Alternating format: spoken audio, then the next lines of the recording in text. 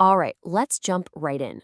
We're looking at a situation that's unfolding, right now in real time. It's a story all about a really, really delicate truce and this immense pressure that's threatening to just shatter the whole thing. And believe me, that's not an exaggeration. The report we're basing this on, it starts with that exact stark warning. It's a message that kind of sets the whole tone, This isn't something that happened. This is happening right now, as we speak.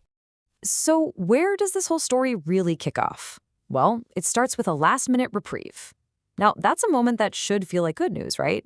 But as you're about to see, any sense of relief here was, well, it was incredibly short-lived. Okay, so here's the central event, the thing that started this whole cascade. A ceasefire has been extended. The key phrase, though, the thing you really need to focus on is at the last moment. Think about what that means. This wasn't some calm, planned-out agreement. Nope. This was a decision made right on the brink, pulling back from the edge with basically no time to spare. Yeah, and this is what's so interesting because you've got two completely different stories playing out. On the one hand, you've got the official news, the headline, ceasefire extended. And you think, okay, great, let's all breathe a sigh of relief. But then there's the unspoken reality, the feeling on the ground, the chatter in the trading houses all over the world. It's that the underlying tensions, they haven't gone anywhere. It's like, sure, the fire's out for now, but the embers are still glowing red hot. And all that tension, that feeling that things could go wrong at any second, it leads us directly to our next big point, how the markets are reacting. Because let's be honest, when diplomacy is this fragile, this breakable, the first place you almost always see the cracks start to show is in the global economy. So this brings up the big question, right?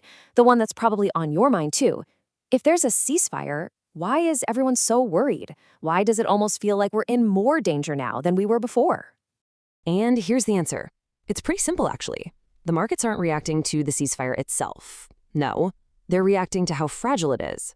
They're looking at this and seeing a temporary patch on a huge, fundamental problem that hasn't been solved. And that, right there, creates the most toxic thing for any economy, uncertainty. It's why we're seeing stuff like oil futures getting all jittery and shipping insurance premiums just spiking. It's all based on what might happen next. And look, this isn't just some gut feeling from a bunch of nervous traders. The experts, they're sounding the alarm too. They are being crystal clear, warning everyone that a pause, just a pause in the fighting, is absolutely not the same thing as a resolution. The core issues are all still there, just bubbling under the surface, which makes this whole situation incredibly unstable. So it all comes down to this one term, market uncertainty. And what is that, really? It's not about what's happening this very second. It's about the fear of what could happen next. It's that nagging possibility that the truce could just collapse, the potential for supply chains to get totally disrupted, the risk of a sudden chaotic escalation. That fear, that's the real virus spreading through the global economy right now. And that brings us to the next piece of this puzzle. Because the impact here, it isn't just economic, not at all. When the stakes get this high, the entire world stops what it's doing and starts watching. Why? Because pretty much everyone has something to lose. And this is such a key point to remember. In the world we live in today, everything's connected. A conflict that seems like it's a world away can have a very real effect on the price you pay for gas or whether certain goods are even on the store shelves. The truth is, no one is truly isolated from the potential fallout here. So let's do a quick recap of how we got here. It's pretty straightforward. Step 1, a super fragile peace is declared, like at the very last second. Step 2, that fragility creates this huge cloud of market uncertainty, which starts rattling everything from commodities to stocks.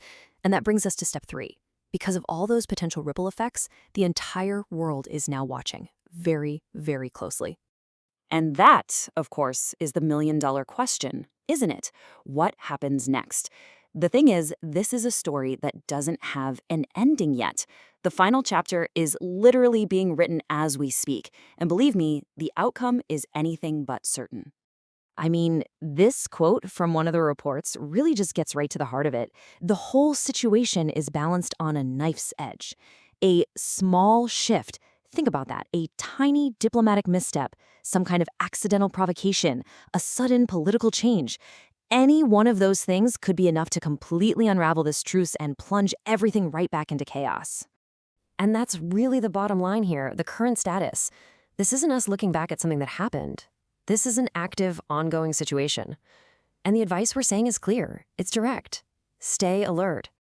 And so we end up right back where we started, with the entire world just holding its breath. The question isn't just what happens next. The real question is, for how long? How long can this fragile truce possibly hold before the balance finally, inevitably tips? And right now, that is the big unanswered question.